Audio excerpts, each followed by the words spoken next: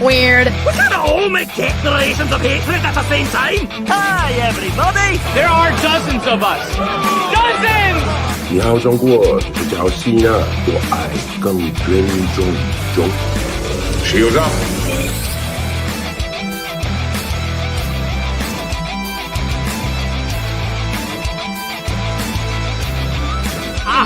Alson, help me up onto his casket so I can dance on it.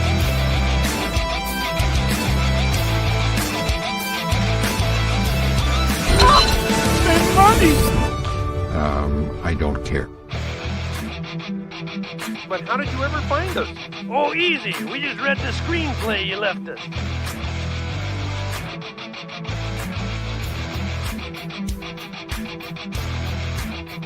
Oh, God! Oh, God! Oh, God!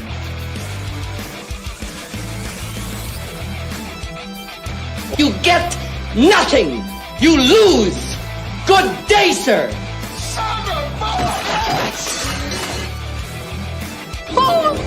I'll have you. Everything is sexist, everything is racist, everything is homophobic, and you have to point it all out. Just when I thought I was out, they pulled me back in. Huh? Zappuccino. All right, it is Friday night in Tooney Town, and that can only mean one thing. It means that, well, it means I just saw Snow White, and now we have to talk about it. Welcome, folks, to a special episode of Tooney Talk TV here on the Tooney Town TV channel. I am Marvin. I am the Movie Monster, and, well, I earned my name today because I was a monster in this movie, and we're going to talk about it. And I've got a couple co-hosts today that have seen it as well. So, you know what? Without any further ado, I'm not going to vamp for too long about this. So, yeah, let's bring them out here. So,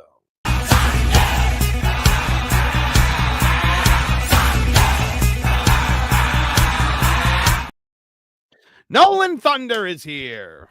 Hello, friends. I hope everyone's doing good. And I have a question. Is this where I can register to join the Witness Protection Program? Because I think I'll need it after seeing this freaking movie.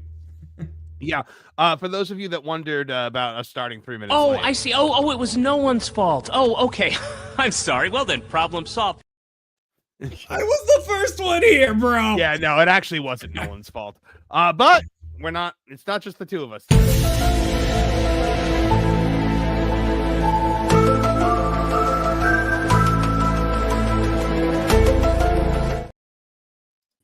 Martin Stone, you are freshly back from the movie theater, my friend. I am. I literally came in the door 4 minutes ago. Amazing. Amazing, man. So you went with your kids to see this, whereas I went as a grown man by himself. Well, I went with two of my kids to see this, and one of them only came, I found out later, because of the popcorn. Oh, yeah. Well, you got to get the popcorn. You might get some candy out of it, too. Nolan, who'd you go with? Your parents or friends or... My sorry soul went alone, but in my theater, even though I was alone, there was actually like about a quarter to half full theater, which it was like a 2 o'clock showing, so it was earlier in the day, you know, and it was technically the day prior. But at the end of the film, everybody started applauding, and I was like, were they that freaking happy it was over? Because, yeah, I don't see myself dragging someone. I was thinking about asking my cousin, but I'm like, he ain't gonna want to see this garbage. Yeah. Who's that Pokemon? It's Hello. Culture Casino. That's Hey, right. Culture. Hey, everybody. Hey. Good to see you. I didn't know if you were going to be coming today because I saw you were streaming Assassin's Creed Shadows, so I thought you were having enough of a bad time. I don't know. I mean, you know, I could take a break to talk about how terrible Snow White was. Is it worse than Shadows? I'm going to say they're on par with each other at this point. Well, they're doing about the same business right now, so yeah, not great. Let me say this. Well, let me just give you the idea. So, Assassin's Creed Shadows does not have fun combat playstyle. You barely touch the big samurai guy at the beginning. He's really just a button mash. If you smash buttons, that will be your character. Because he's just a brute. Fun. Yeah. That's fun. But if you play Naoe or Naoe or whatever, then you have to be a little bit more skilled because she's pretty soft. That's cool. Anyway, no. So, as you guys know, even special episodes like this show, as Mr. H likes to say, it is made for you and funded by you. And we rely on your super chats because so often these episodes get demonetized. Literally every single one ends up getting demonetized for one reason or another. So we count on your generous super chats. We got a couple in there right now. Bring them on in. We typically take little breaks to get a bunch of them out of the way all at once. We do break for super chats of $50 or more. So if you do send us $50 with your thoughts, we stop. We take a look at what you said, and we rap about it a little bit. So you guys get to control what we talk about, and it's your generosity that continues to keep the lights on around here and drive this show forward. So John Williams for $4.99. So the stream starting 3 minutes late. Well, we all know why. I was 10 minutes freaking early. Oh, I see. Oh, it was no one's fault. Oh, okay. I'm sorry. Well then, problem solved. Hold on. The super chat was in the way. I got to play the clip again. Oh, I see. Oh, it was no one's fault. Oh, okay. I'm sorry. Well then, problem solved. There we go. Let's see. Liquid Fox for $5 Canadian says, was watching it as painful as a nail board stuck in the back. Couldn't have been dumber than that, effing B. And he also wants to talk about our old friend. Glom gold! Glom gold! Glom gold! Glom gold! There we go. No, I have not been able to watch. So what he's referring to, guys, is there was a AEW match that just happened this week where Jon Moxley fell on a nail bed, like a basically a board that had nails in it, and it got stuck in his back, and they couldn't pull it out. Yeah, I can't even watch the clip of it. It's disgusting. That doesn't sound nice. Nope, it was not nice. It was stupid. You and Cumia said, "I'm glad that you saw it instead of me." Well, that's what I'm here for, guys. Look, I got paid $500 by the evil space lady, aka Photon Empress, to go see it. So, don't feel too bad for me. You and Cumia for $4.99 said. Singer Boost said it yet? I'm assuming that's some kind of typo, but he does say Glom gold! Glom gold! Glom gold! Glom gold! And Chef Eddie for $5 says, how did Nolan see the movie alone? It's PG. He needs parental guidance to get in. Don't they check ID? Oh boy. Chef Eddie, you're the one who sent the money for me to go see it. So why didn't you come with me, sucker? Love you, Chef Eddie. No, Nolan. Look, Nolan was very against seeing. This is a lie. Oh, apparently I'm lying. Nolan wanted to see it, burned with a fiery desire to see it. All right, so Snow White, guys. I went to see it today at the Disney Springs, and well, here are my thoughts. It stinks. Good night, everyone. Now, Betty the Platypus. Nah, I'm just kidding. No, actually, I gotta say, I thought the movie was great. Unsubstantiated fantasy!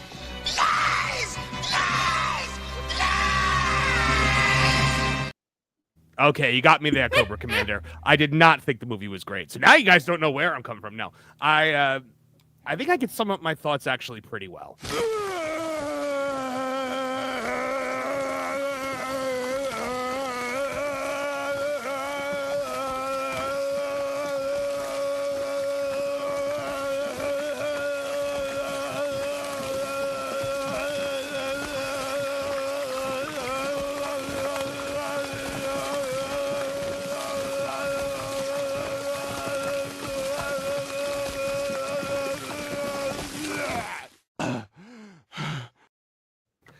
Culture, did that about sum it up? Yes. It was rough. It was rough. This is one of those movies where it's like this movie did not release, it escaped. And it's just plaguing mankind now. Rampaging through theaters, as it were. But thankfully there's no one there because, guys, as we saw, it performed 46% worse than the Marvels on Thursday preview. Come on, it had 3.8 million. Calm down. 3.5 million it made, and the Marvels made 6.5. So about 46% less. All right. Just saying. I was shocked when you sent that headline. Like, I knew it was gonna underperform. I didn't think it would be that bad. No, it was pretty bad. It was pretty bad. I don't even know where to start. I mean, it was so I posted a review on that part. Where did the movie hurt you, Marvin? Where did the movie hurt you? Everywhere. The ears, mostly. Yeah, my favorite part of the movie was the Karate Kid Legends trailer that played before it. What? There was a Karate Kid Legends trailer before the movie.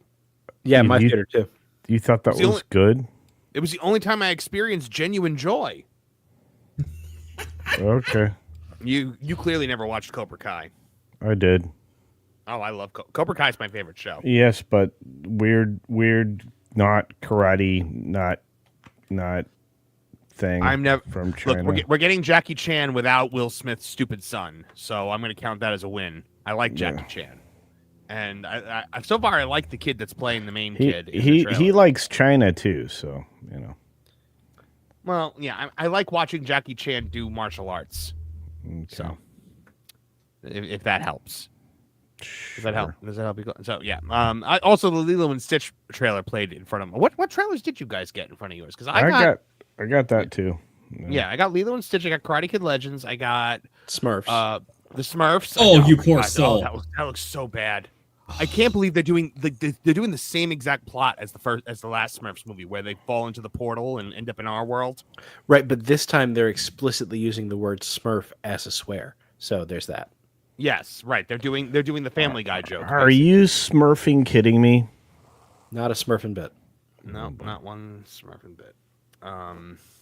I got trailers for Lilo and Stitch, and I also got the How to Train Your Dragon. I got that one too. I feel like they might have changed a line in the trailer, unless I just didn't catch it the first time I saw it, where he's like, "We are descendants of all the places that Vikings have been to, which is why we're not all white." That was the very first line in the trailer. Yeah. Yes, and I was just like, "Oh wow, okay, so that's why we're explaining Black Astrid." Guys, we're just gonna get ahead of this. Yeah, we're getting ahead of it right now. But okay, so hold on, I gotta pull up my notes here because there's so much to get to. All right, Rachel Zegler, I will say, is a decent enough singer to get by in theater world. But she is not Snow White and does not sing like Snow White, right? Snow White is an ingenue, a soft soprano. Her voice is supposed to be so soothing that it encourages birds to sing along and woodland critters to gather around her. You don't get that from Rachel Zegler screaming every single note that she sings. Yeah, she tries to belt it out. That's for sure. Everything was a belt. She And from belted and everybody. whistle while you work. I felt like she was belting me all the time. She was belting and I was bolting. That's rough. If her entire performance was just like, look at me, look at me, look at me. You know, Well, and she's a bit of a narcissist. you know, self-proclaimed. But how do you go from the demure, sweet, just infectiously kind 1937 Snow White to this just loudmouth, terrible person? You know what? I would have I think I said this in my review on that Park Place. I think what she would have been better as is, instead of being Snow White, if she had been in Wicked and had played Elphaba, I think she actually might have done a decent enough job. Well, personally, I think she's actually a pretty good actress and a pretty darn good singer. I think she's just horribly miscast in this role. Now, we all, of course, have a lot of. Wait, hold on. Wait. What the hell did you just say? What? I think she's a competent actress who's miscasted. Like, for example, okay. Please, no. Covered with scorpions. Covered with scorpions. No! Covered with scorpions! Get them off me! That's how I felt when you said that. But hear me out on something here, okay? Okay. If she was casted in a role, now we wouldn't want her to be in this role because she doesn't look anything like the character. But am I the only one who gets vibes of, like, say, Elsa from her? That smirk she does all the time? Oh, don't give them ideas, Nolan. Why would you Like put that evil out there in the world? Don't you put that evil on me, Ricky Bobby. But a more self-centered character, if you get my meaning here, because it's Elsa's clearly... entire showstopper song is about how self-centered she is. Yeah, exactly. It's like, I feel like this goes back to incompetent casting. She never should have been in this role in the first place. We're all in agreement of that. But I will say that now the person, we obviously all have issues with her opinions on things. But I feel like if they put her in a different role, she really could excel. Now, will the film do well? Probably not, because she can't keep her mouth shut. But you can't take one of the sweetest Disney or even movie characters of all time and put her with someone who's as self-centered as her. Well, and you know what? That is, every second that she's on the screen, I feel like a character like Snow White, who is just so naturally kind for the sake of being kind, is such a radical departure from who Rachel Zegler is at the core of her being, that it feels like she's forcing it every second that she's on the screen. I said it in the review on that Park Place. You can literally just like hear her thoughts, like gritting her teeth, and every second she's on screen being like, "Be nice, be kind, be like." It's so it feels fake. You know, it feels like one of those like mean girls who tries to act nice to you. It's like, "Oh, bless your heart." Like, so do you think she's? Are you saying she's inauthentic? Yes, the performance is entirely inauthentic. I don't know that that's her fault, though. I think there are structural problems with the script and the moral of the story. Mm-hmm. There are no morals in this story. Well, the central moral at the end is that beauty is only skin deep, which is a great message, except that that's not the message of Snow White. Snow White's actually a bit darker of a message, that beauty fades, and older women will hate younger women for that. Yeah, I could see that. I could see that. But could you see her as like as Elphaba in Wicked? I haven't even seen Wicked. Oh, well, I literally came home and my wife was watching it, and I was like, "Oh God, I just came from one. Don't make me watch the other." See, I think I looked on this. I looked on the screen, and there she was. It looked something like this.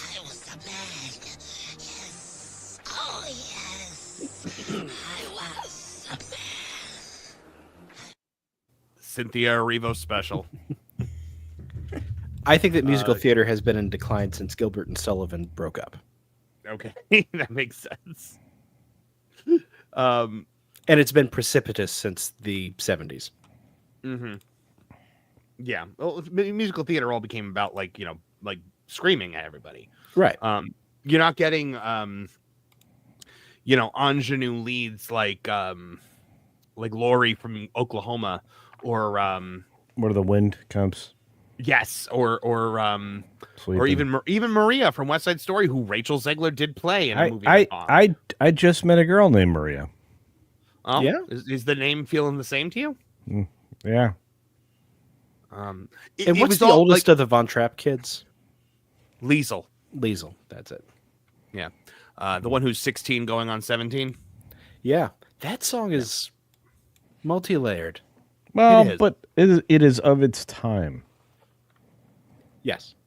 It is. I never liked the Sound of Music, but look, the casting of this movie is horrendous, and it's from top to bottom. There's nobody that is properly cast in this, which led me to say,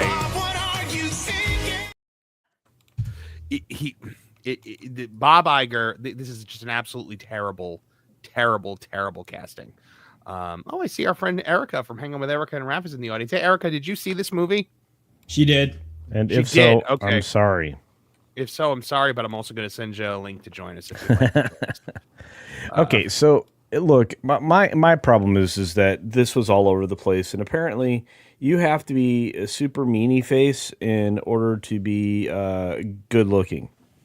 That's the moral of the story. Super meanie face, you know. And but this movie wants you to believe that Rachel Zegler is good looking. So I don't think she's bad. No.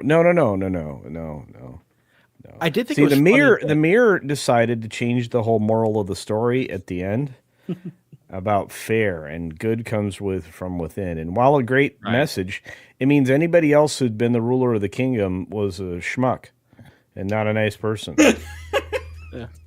Including, Rachel Zegler's folks included. Okay, but the mirror is supposed to be this all-seeing, all-knowing, magical artifact, right? They literally say at the beginning of the movie, it can only answer one question, and it's who's the fairest of them all. What kind of ridiculous, existence does this thing live? The only thing it can answer is who is the prettiest person in the kingdom? Or fair in the, Well, that's not true. It kind of could answer where Snow White was. She's in the forest. Well, there were. See, the problem is the story made no sense. The writing was terrible. Nobody thought their way through any of it. The continuity was everywhere. It's because they shot basically 2.5 movies, so they kind of stitch it together. Yeah. And you could tell. And the Dirty Hippies obviously got more play than they were going to originally, even. And then in even less play than they were going to have overall because they shoved these dwarves in there. Right. So I just want to address one. Elizabeth Edelson says, I love Wicked too. I love the stage version, and I actually did like the movie. I just don't like Cynthia Erivo. Well, the stage version is brilliant. The actual Broadway. Yeah, is I saw it on Broadway twice. And I will also say Rachel Zegler can be an attractive girl. It's just not with that haircut. That haircut did nobody any favors. And I noticed this in the movie, though. That haircut is Yes, that's exactly what I was about to say, Martin. I think they realized the haircut did not look good on her, so they made the haircut a punishment from the queen. Well, Snow White has a really cute little bob, and Rachel did not. No. She looked like Lord Farquaad. I do have a question, though. Is Disney really getting into the habit of casting young ladies that look like they're 12? Is that their thing now? Is that... I don't know. Because there was... I was looking around, and in the background there of the feminist army, that, she wins something with by, I don't know, getting ready to get stabbed for fun. I don't know. I'm trying to figure out what exactly happened in that revolution. The revolution where they politely walked up to the castle and was like, "We'd like the kingdom, please." Yes, thank you. And she was like, "I don't think so," because the queen has one metaphor in her bag of tricks in this movie, and that is that metaphor where she's just like, you want a flower, but flowers they can, the flower they can burn you. The diamonds, and I was just like, oh my gosh, really? Yeah. Okay. And I look, as camp as it was, at least there was an attempt at acting by Gal Gadot. Unlike if we're talking about Gal Gadot, I'm gonna hold on. Let me bring in our next panelist before we talk about that, because I have things to say about Gal Gadot. Who are the people in your neighborhood? It's Erica from Erica and Raph. Hey. Welcome. Oh, can you hear us, Erica? Can you hear me? Yes, Houston. Yeah, now we can. All right, cool. Erica, when did you see the film? Did you go today or did you go yesterday? Yesterday. Oh, okay. So yeah, me and Lorena did it. Oh yeah. Yeah, me and Lorena did like a 1 hour shredding the movie video. I wanted to like Gal Gadot in this movie because I like her in Wonder Woman, and hold on, I'm getting an echo of myself. That's Erica. I think. That might be you. That I'm might be you. wondering if it's me. Yeah. Yeah, it's it because I don't hear the echo now. But anyway, I wanted to like her in this, but she is trash in this movie. She's so bad. Her performance is a train wreck. I thought she was the worst actor in this thing. I thought she was worse than Zegler. I was like, what were they thinking? It did her no favors, that costume they gave her, either. She looked like a freaking chess piece. She is as much the evil queen from the original as Rachel Zegler is the original Snow White. Nothing in her performance is anything like the evil queen, who is the one, I would say, the most classic Disney villain is the evil queen. The evil queen had poise and regality. Gal Gadot she chewed the scenery like Tommy Lee Jones in Batman Forever. Oh, yeah, my wife and I had a difference of opinion on this. I thought she should have been flatter, more menacing. And my wife actually thought if she had been clearly enjoying being evil, that might have been something. Yeah. Like just, you know, people who really can chew the scenery, really obviously they like playing the evil character. That could have been something magnetic to watch. But either of those when you watch Jack Nicholson character, like Jack Nicholson playing the Joker, or even Jim Carrey playing the Riddler, I would say. Okay. But I mean, this came. She was just chewing the scenery to chew it. She was so bad. She was flat on everything. And then, oh my gosh, when she sang that song they wrote for her, I enjoyed her singing "Imagine" with all the celebrities during the health crisis more than I enjoyed watching that song. Marvin, I keep hearing about.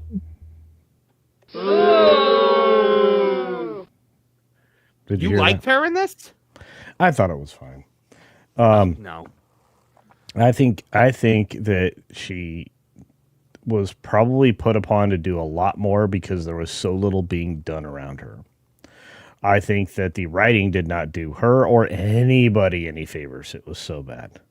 And mind you, now, did you report the story that there were 7 writers and the uncredited one was I haven't Greta talked Gerwig? about that yet, but it was Greta Gerwig, which I'm assuming the communism was due to her.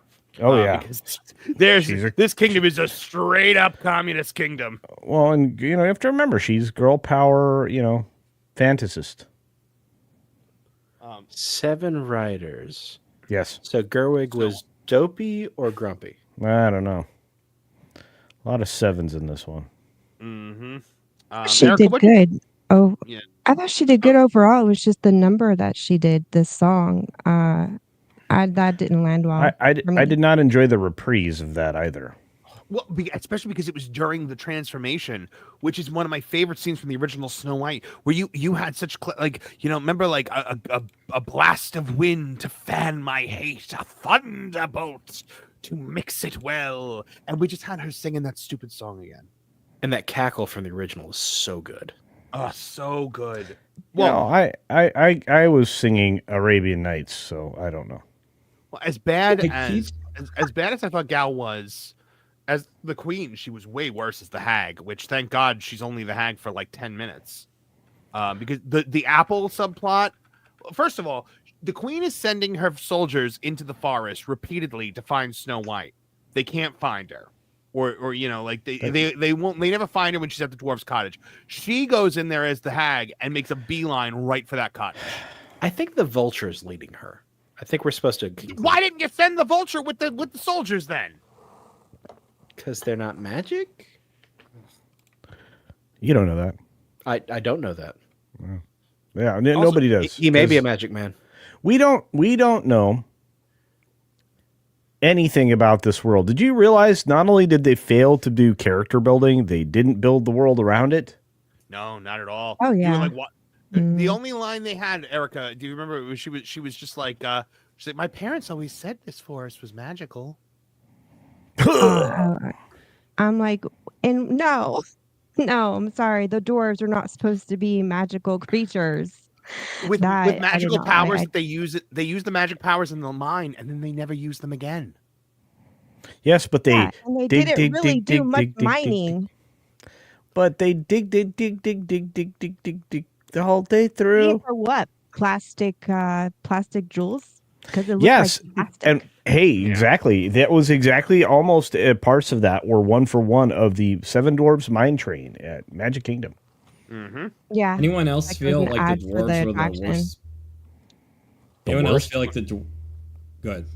No, go ahead. I was. wanted to hear what Erica was saying. I couldn't hear her. Oh, sorry. Oh no, just the jewels looked plastic to me. The queen's what do you call it? Her crown looked plastic. Yeah. There was the entire movie just visually looked flat. Well, they decided that the queen needed to be stained glass all over. Her jewelry was stained glass. Her crown was stained glass. Her nails were stained glass. It was it was super weird. I did like that they overdone. kept the Art Deco crown. That was a good look. Nolan, what were you about to say? No, sorry, buddy. I was about to say, would anyone be in agreement here that I personally think the dwarves were the worst part of the movie? They were pure nightmare fuel, and they completely clashed with. I know this film had a lack of an art style because it's basically mashing two different projects into one here, but they look like right off the set of Polar Express. Like, I feel like it's part of the symbol of the film lacking a true identity. Oh, this was a film without identity. It's one of the things I said in my review.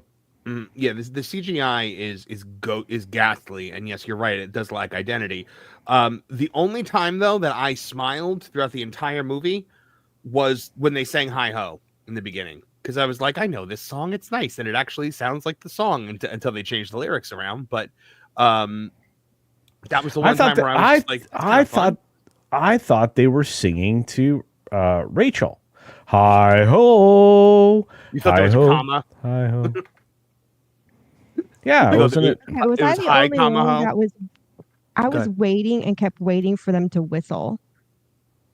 And then when it came out, the whistling, that she taught them how to whistle. Ugh. And then She the also whole taught them how to get with- along and clean their house. Yeah, 274 years. me. 274 years, and these guys have not figured out how to whistle or get along with each other until this lady walked exactly. into their And the lives. way they treated Dopey, I'm like, what? Are you serious? Like, in what world of Walt do you live in? You're obviously just not. I almost burst out they gave screaming, no, you did not do that. Of course they gave did. Grumpy's story arc to Dopey in this. Yeah. You know, what I thought was kind of funny about the relationship between the dwarves was that up until she sees that Dopey is feeling picked on, they actually had a pretty good take on men's relationship and how we get along and crack wise on each other and stuff like that. Yeah, but then they decided that was toxic. Exactly that. Yep. Like up until it was clear that it was supposed to be toxic, I was enjoying their interplay. Yeah. But so like Culture said, this was clearly two movies that were mixed together, because originally it's very clear that it was going to be, she goes into the forest, she meets up with the prince who's not a prince, along with the seven dirty hippies. Yes. And then people didn't like that, so they had to shoehorn the dwarves in, which is the only reason why Disney might want to say the dwarves were always supposed to be CGI. They were always supposed to be in this movie because Disney can't admit when it makes a mistake.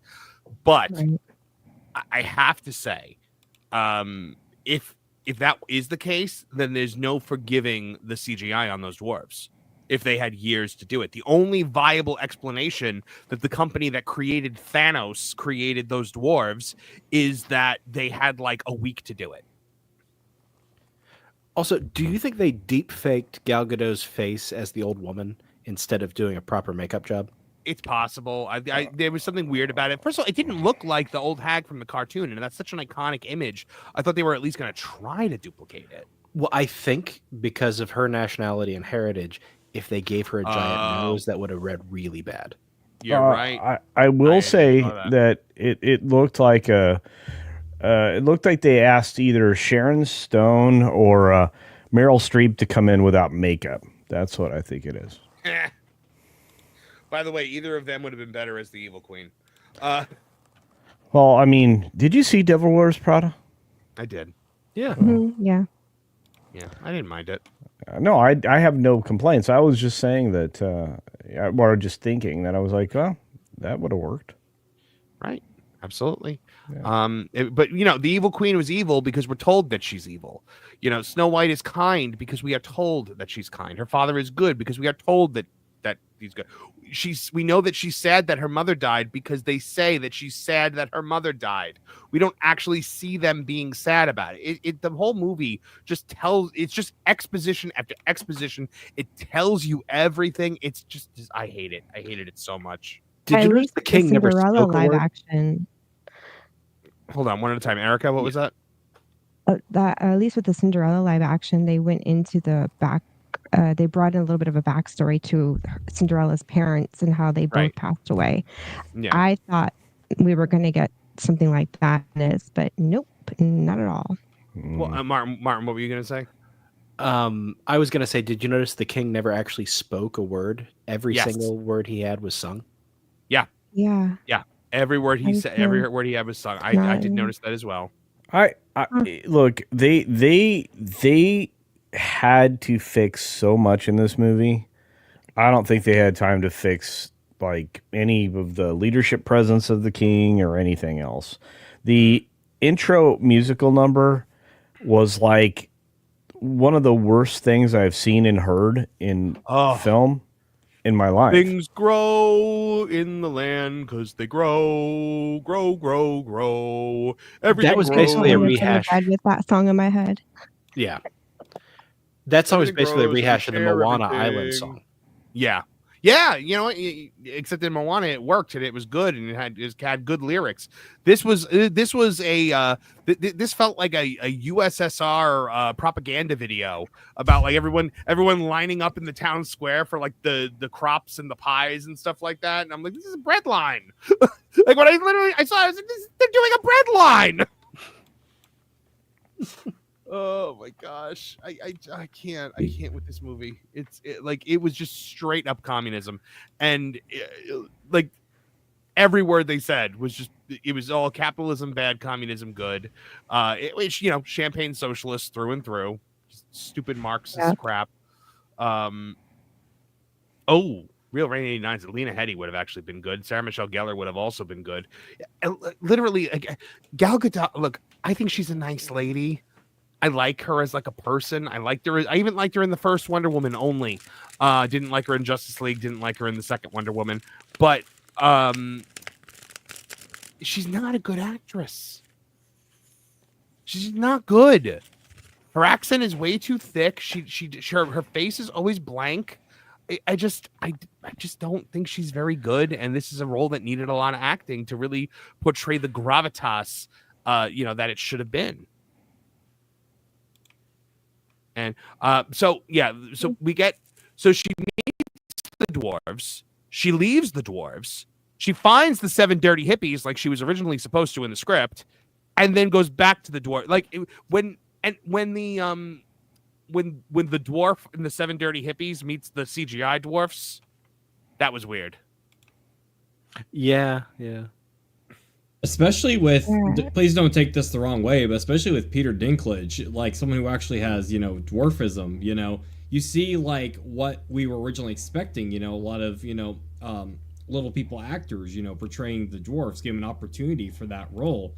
And then you put him next to like the original plan, next to the reboot, and they meet each other and there's supposed to be like a chemistry there. And then by the time we get to the ending, where you're seeing more of the dirty hippies. Like there was the, I hate to use this term here, but this is how Disney speaks. Like I remember the one African-American girl and she had like a romance with one of the other members or something. It might've been Peter's character. Correct me if I'm wrong on that. And it's like, this is clearly the closing of an arc. There was supposed to be like a subplot of like a romance going on between these two. And we never saw that in the film. You're talking about the nonsense dancing in the forest for no reason? Yeah, and at the end, during the wedding, like, or at wedding, if you want to call it that, there's, like, clearly supposed to be, like, chemistry between two of these characters, and it's just completely forgotten in favor of basically a Jimmy Timmy Power Hour with 2 different movies. There was no chemistry between any of the actors, even with Rachel and whoever the guy was that played. I'm sorry, I'm just going to call him Flynn. They copy and pasted from Rapunzel and threw him into this script.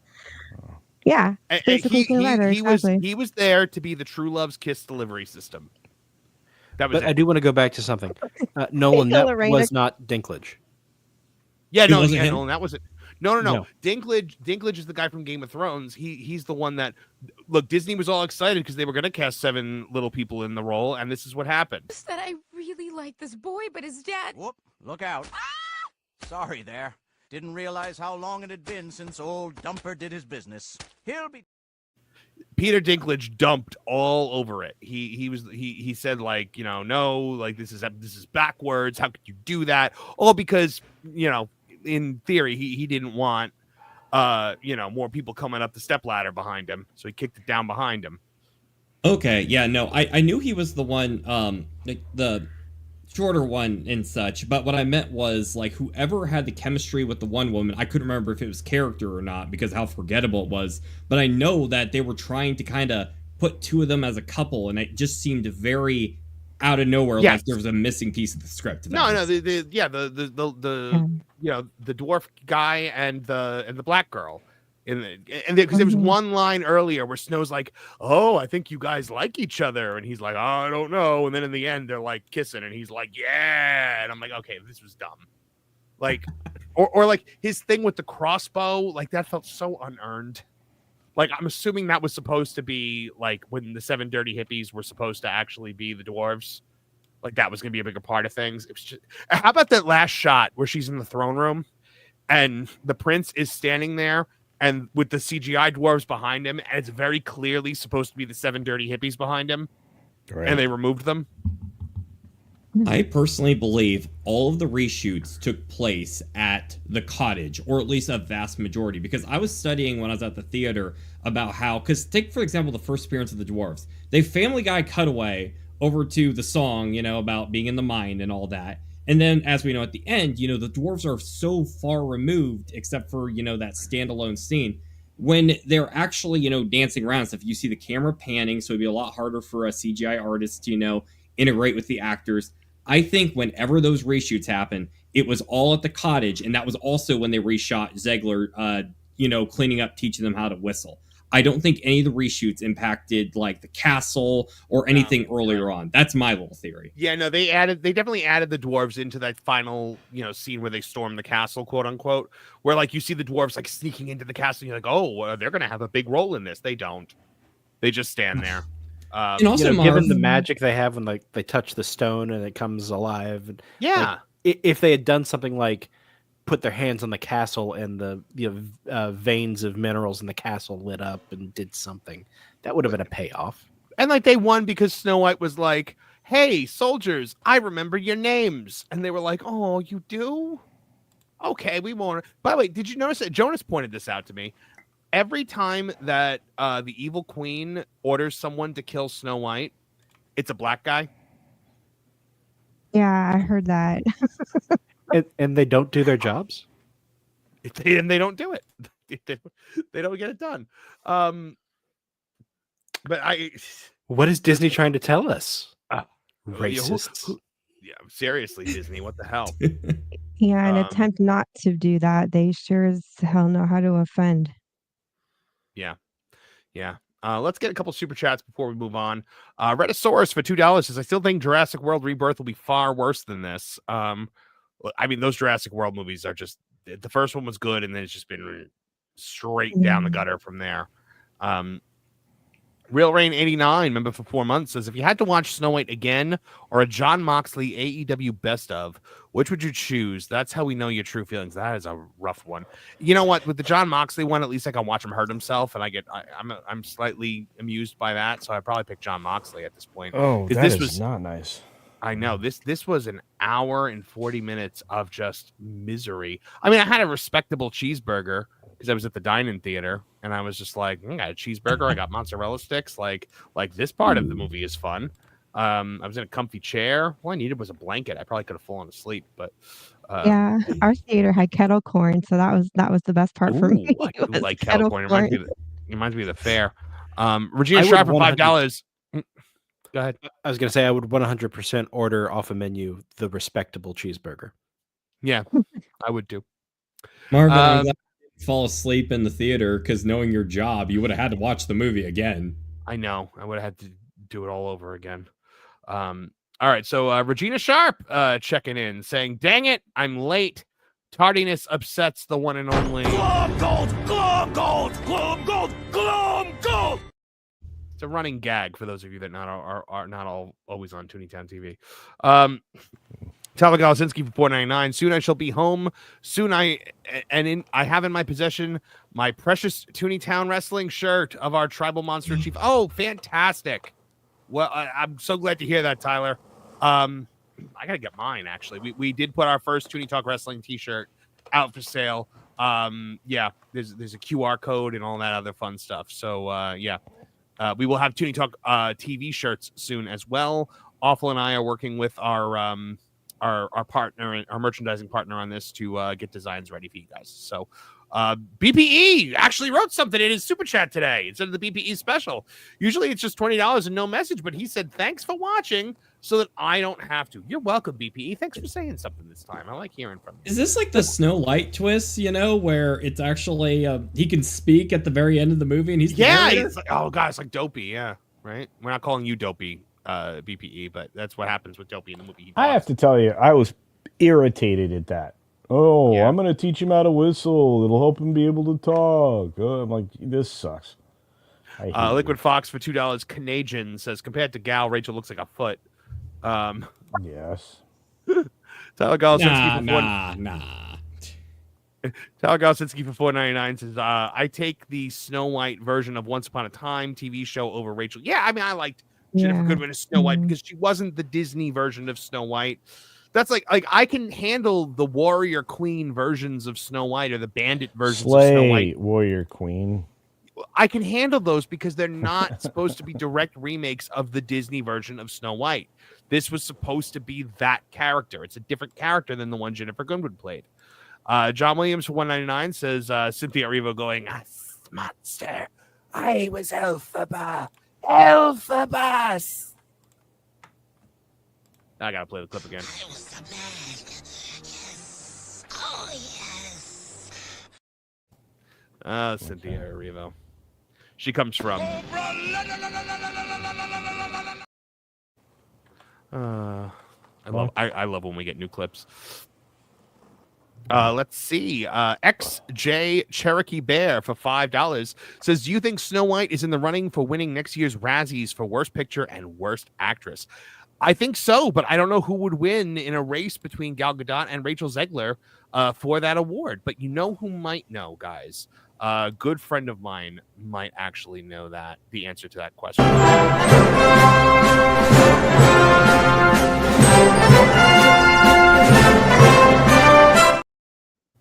Lorne!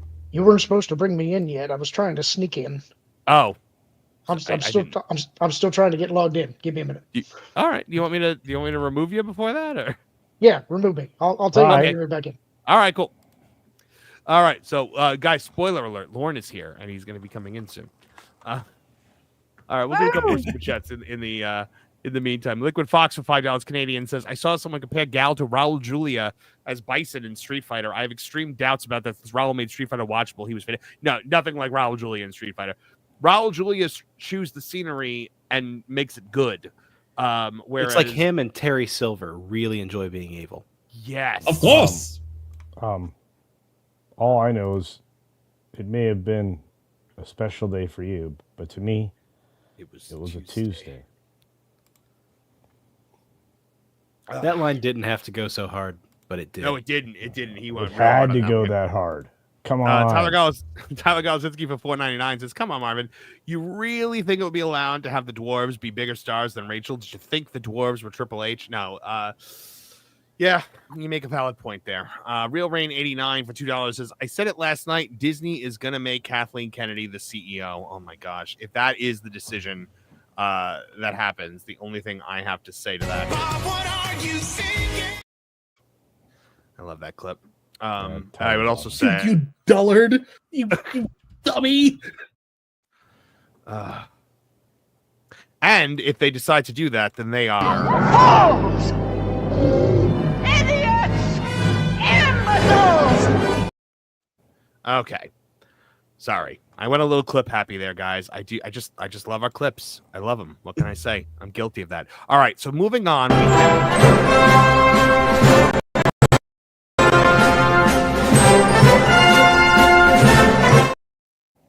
Really, Lauren, you needed the theme music the second time too? Like, you know?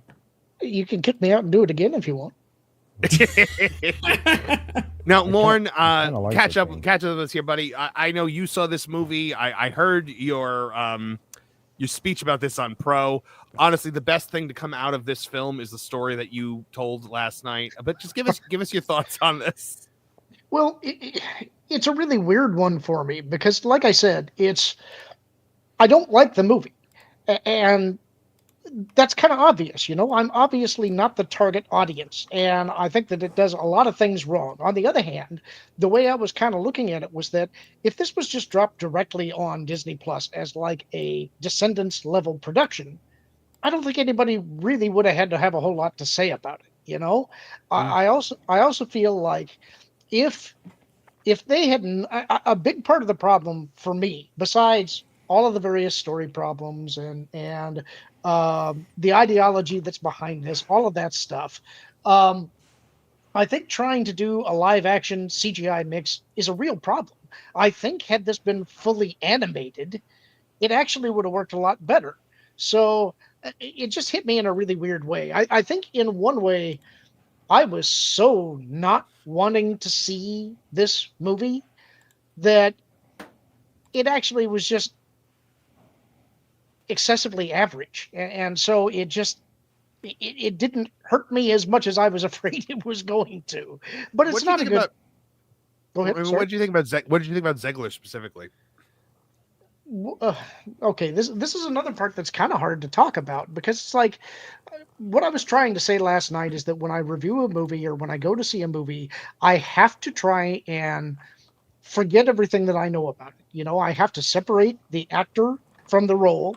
I have to try and forget what I know about the production. I have to go in and try and pretend that I know nothing about it, and I have to let the movie try to win me over. I think that Rachel Zegler herself is a detestable person. I don't think that she is anybody I would ever want to be in a room with. I don't think that she's very intelligent. I think that she's very smug and full of herself.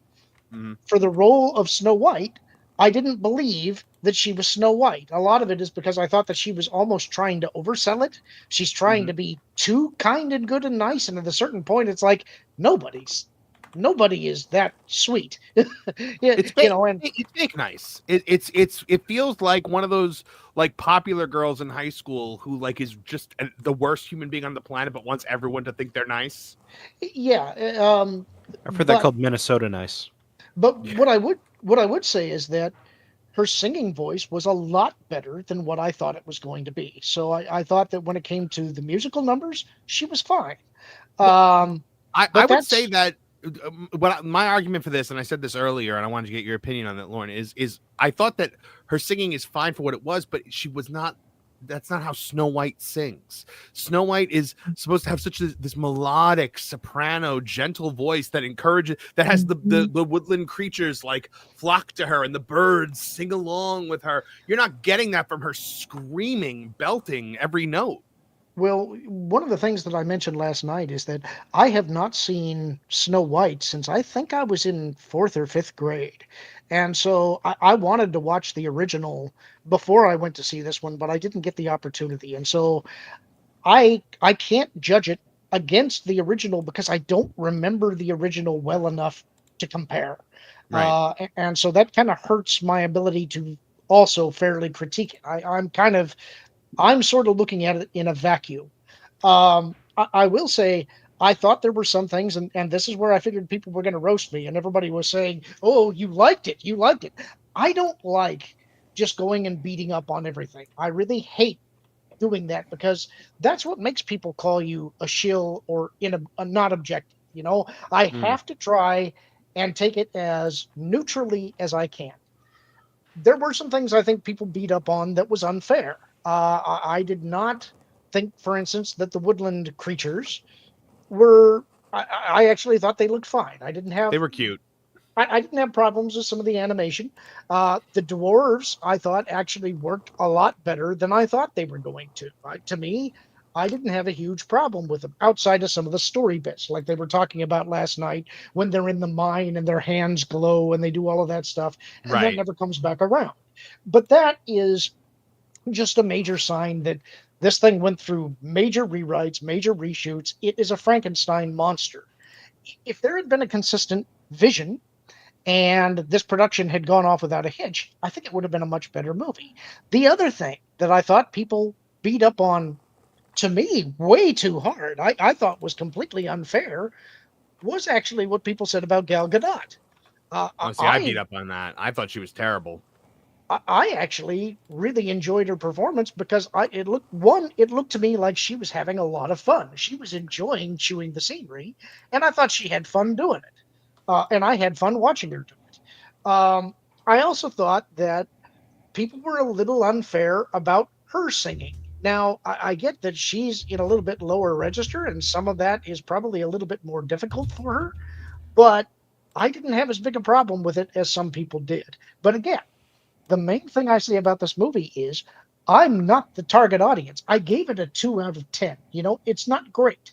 But if it was something that dropped on Disney Plus and it was a Descendants level production, I think that's about what you got. And for a certain audience, probably your target audience, that's all they want. And so the bargain that I made, or that I kind of facetiously was making last night, is that if you're going to do a girl boss movie and you're going to take that trope, this is the right genre and kind of picture to do it in.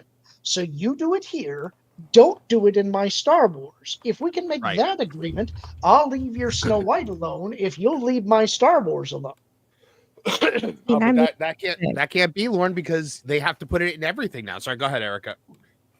See, I'm the opposite because I'm not what you call a big Star Wars or Marvels fan, but I'm all about the princess line. I'm all about Snow White, Sleeping Beauty, and that's my jam right there because I'm a typical little girl. And my inner princess last night was very, very disappointed. The dress did not draw me in. The only emotion that I got, that the movie got me on, was Gal Gadot, or Gadot. Her performance as the evil queen, I actually felt something. It felt like she was evil. I think she did a great job. The song, I think, started out weak. I think she landed it by the end. She landed it pretty well. And there again, it goes back to what you were saying, Warren. Her background is not singing, and it was obvious. But I think for the film, she did okay. But I would say mediocre. But overall, her acting was great. Her costuming was great. For a live action Snow White, I think it was good what she brought to the table.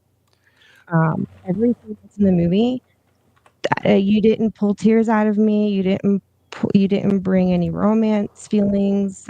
There was just nothing. There was no other emotion. And a movie is supposed to bring out emotions in you. I will say it is the most awkward kiss that I've ever seen in the movie. Both parties looked so uncomfortable. It was like, yeah. And another thing that irritated me, Snow White in the cartoon, she's so sweet that the animals just naturally flock to her because she is just so humble and sweet natured. You didn't get that kind of introduction in the live action. All you got was a scene of her talking to the animals at the well, and it was as though it was already established. And that was kind of awkward. It was just kind of thrown in there, and there was just nothing attractive that Rachel brought to the table in terms of being humble and innocent and sweet. It just felt forced. It felt unnatural, even down to the chemistry between her and whatever prince you want to call him. He wasn't a prince. That really pissed me off. That's another thing that kind of surprised me about the movie, and I didn't really want to talk about it because it feels mean. You know, I don't like being mean or going after people individually, but I don't find Rachel Ziegler attractive at all. And actually, I thought she was less attractive in the movie than what she appears out in when she's doing the interview circuit. She's just, to me, not an Well, 'cause attractive lady. when I picked up, her facial expressions came off snarky and condescending. Because she didn't have can't to hide speak. it. She literally cannot exactly. hide it. It just came through on her body language and her facial expressions, which is another reason why I, like everyone else, we did not see Snow White. That was not Snow White. Nope. Snow White has a Um, gentleness to her that Rachel Zegler is incapable of, and that gentleness is supposed to be from Exactly. everything from her mannerisms to her speech to her singing. Right. And that's why Exactly. Rachel Zegler belting it out like she's singing Defying Gravity at the Act 1 finale of Wicked is not being Snow White for me. Like what I think it was Martin said, it is more Elsa than anything.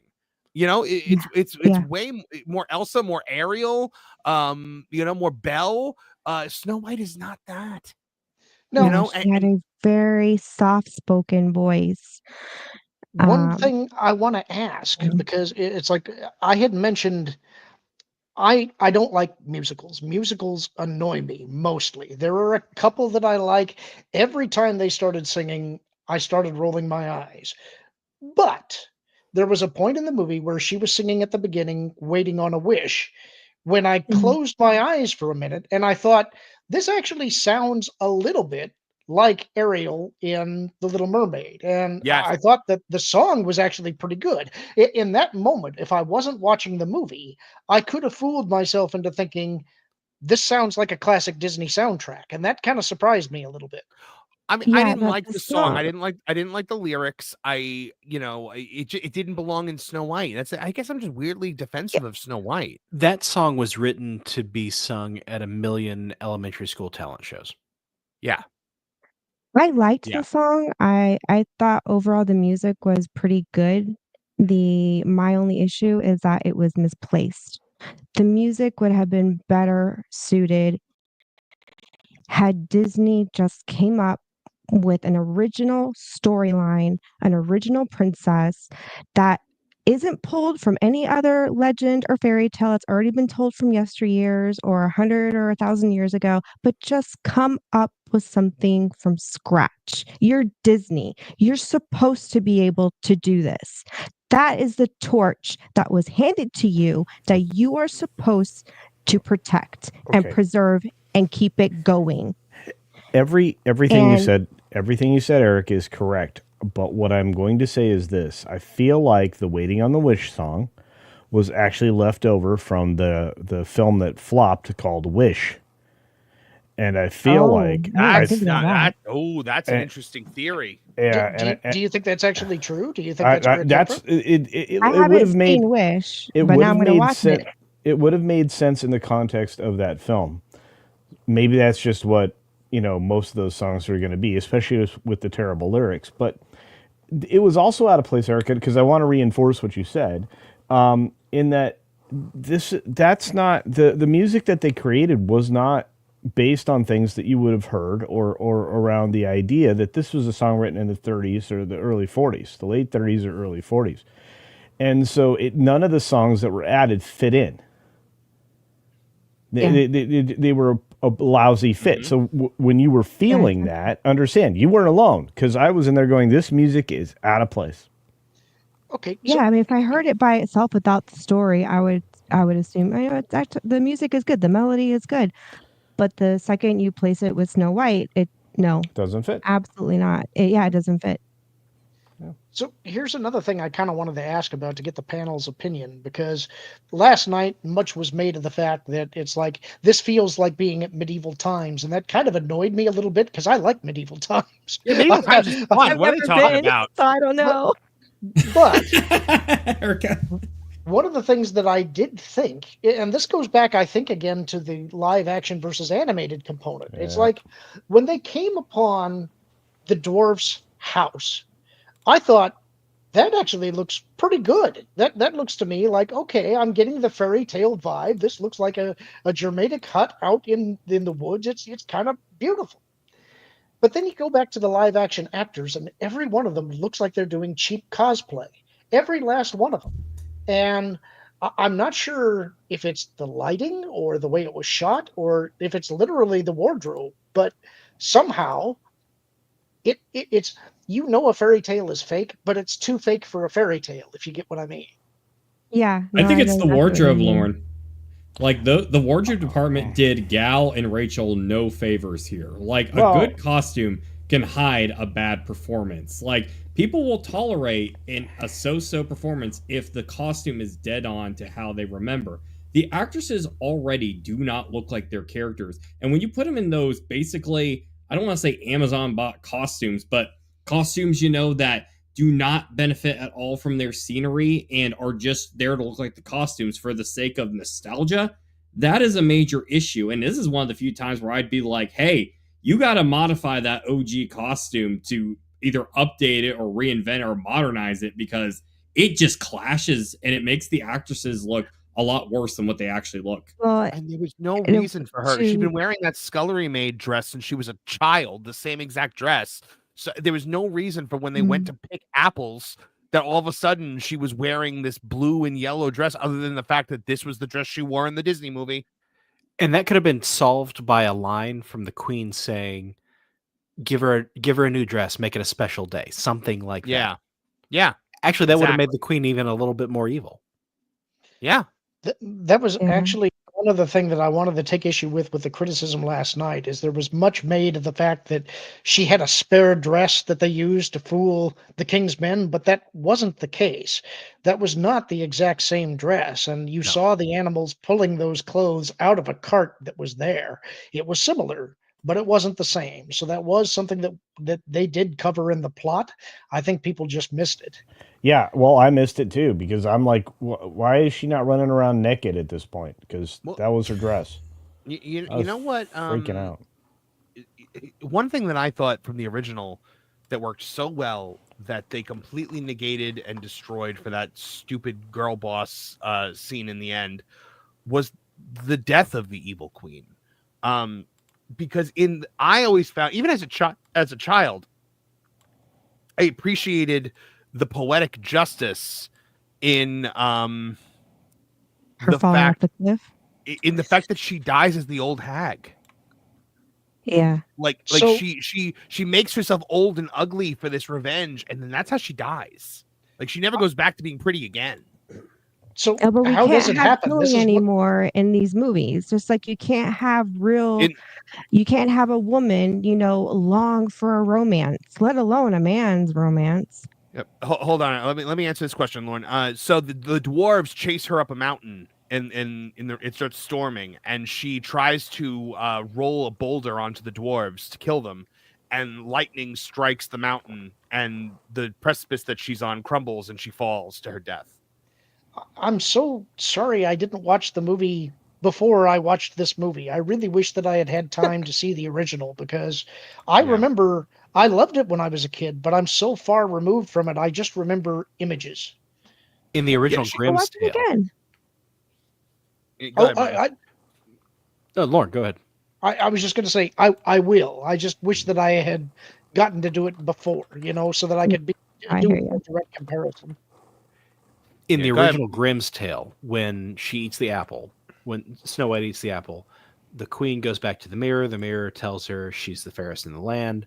Then later, when she asks again, the mirror tells her that she's not anymore, that there's a bride, and this is after she's coughed the apple back up. Again, this is the Grimm's Tale, not the Magic Kiss version. The queen dies in her anger and rage that Snow White survived and is not only getting married, but is also prettier than her. Did she lose the will to live like Padme? Oh boy. A heart attack? Padme did not lose the will to live. Well, but there was a bunch of sorry hippie doctor droids that wouldn't operate on her. But Luke did die trying to take a major dump with the Force. Luke hasn't died. Those movies aren't canon. Okay. Whatever you say. No, they were made by Lucasfilm, not canon, dude. Oh, yeah. Lauren. Actually, since I canon brought up Star Wars might have been interesting. It would have been. Would have been. Well, as far as the costuming goes, I thought Gal's was great. the villagers' costumes and Rachel's costume for Snow White, I noticed the same problem as Lauren did, and I can't tell either if it was lighting, camera angles, or if it was just bad costuming, or maybe it was just a combination of all of the above. One thing I did learn recently from Midnight's Edge is they were on the topic of how nowadays what you see on the screen is different than what we had in the 80s and 90s, because there's a difference between, I guess, the way they film now with digital versus what we had back then. And back then there was more shadows and more depth, where nowadays I guess cameras can't catch that as much because everything is so digital. No, the depth of the film, because it is a celluloid, right? Because of the way that the things were shot, you get a lot more out of everything, including all the lovely film grain that we miss in films, because that also creates its own thing. And the development process was actually wondrous when it came to producing cinema, because it actually the undulations in the cell itself and the process of the chemicals created different types of lighting nuances that we can't achieve now digitally. I can add film grain to anything I create. So if you've ever seen me do something like big, right, like a really long intro for somebody or something that I've created, I can add film grain to that to make it look like it was shot on film. But I can't give it that depth. I can't give it the subtle shift in the light. That's the other thing too, is like if you're shooting a film through the leaves in the trees, you'll never get the same shot ever again. And if you're doing that on film, you could never recreate whatever it is that happened in that moment, which is why it's so important to shoot at the same time of day, so that you get the same kind of shot in the same location that you didn't get yesterday. But it's never going to be the same. And that's what gives film its unique unique image quality. And it's something that we can't do. And it's like, this film suffered from the worst lighting I've ever seen in my life, because everything everywhere was golden hour. And that's because of the volume. And every window had rays of light streaming in. There was like 3 subs. Yeah. Oh, I pointed that out to people in like a bunch of the stuff that I did a couple months ago. But it's because of the volume, Martin, and I'm sure you know this. The volume is nothing but light. That's another problem that you run into. Well, everything is backlit in the volume. This is also where you get into the problem with the uncanny valley, is that our brains and our eyes are designed to spot predators or things that are dangerous and things that are not right. And perfection is not right. That's why I think it's so important to get away from the idea of virtual sets or virtual environments. I much prefer when you shoot on location, because as gorgeous as something that is created in the computer can be, it's never going to be right. It's never going to look like reality. And you can get close, but your eye is really good at spotting that thing that isn't right. I'm going to say something that's a little more Nolan than me. How freaky is it that we're all geared towards seeing, detecting things that are a lot like us, but not us? As if there's some predator out there that looks a lot like us, but isn't. The argument would be, watch Stargate. The gold. Yeah, no. If you watch Stargate, you understand why that would be so useful to humans. Yeah, is because I love Stargate. Yeah, so the original film, right? It kind of highlights the idea that something that looks like us but isn't quite us would be kind of important to be able to spot. Now, we could also have the argument that like Homo habilis and many of the other creatures that were like us, taught us to be wary of them. If you're somebody who believes in the evolutionary human theories. But my idea is we were visited by aliens and they looked a lot like us. And Nolan's having the best time. No. This is a good stream, everybody. Good stream. Anyway, sorry about that. Are we going to segue into what they found beneath the pyramids? Or are we going to have that talk? Oh, I would love to. That'd be so good. But unfortunately, I think this is about Snow White. That's the biggest travesty of this movie. Wow, our host left. He was so mad. All right, Lauren, you're the new host. Oh, well, I don't have any controls. Smoke them if you got them, folks. Our host was very angry at me. Right there. He did not. Erica, his you were channel talking got his channel got turned into the conspiracy theory channel with Nolan Thunder. So Erica, you were talking about Disney being able to make new things. They don't even have to make new stuff. There are so many Grimm stories that have never gotten big budget adaptations. Great stories like The Goose Girl or things like that. There's Eastern European stories like The True Bride or Soldier in Death. Great stuff. I have always wondered if there are more stories because I don't have a Grimm's book. The only ones I'm aware of are the ones that are the more mainstream, Cinderella or Snow White, Little Mermaid. I know Little Mermaid isn't Grimm. Those are the only stories I'm aware of. I don't really know, and I've always wondered that. So I'm glad that someone somewhere has said yes. There's more stories. I for a second there for years I was thinking, well, geez, I guess maybe there aren't any other stories for them to pull from. I don't know. Maybe they should just start getting creative and just start. Europe has new stories. Europe has a wealth of wonderful storytelling traditions, and I would love to see more of the Grimm stories dipped into. This is where I'd have to push back a little bit. Get there before Disney. Push back. Go ahead. Push back, Lauren. The Grimm stories, the thing is, if you're going to do a faithful adaptation of them, most of them were about everything is dark and you're going to die. And a lot of that was because there wasn't really a written tradition that was widespread at the time, and so all of the storytelling was oral, and you had to warn your children that all of the things out in the deep dark forest are really dangerous and will eat you.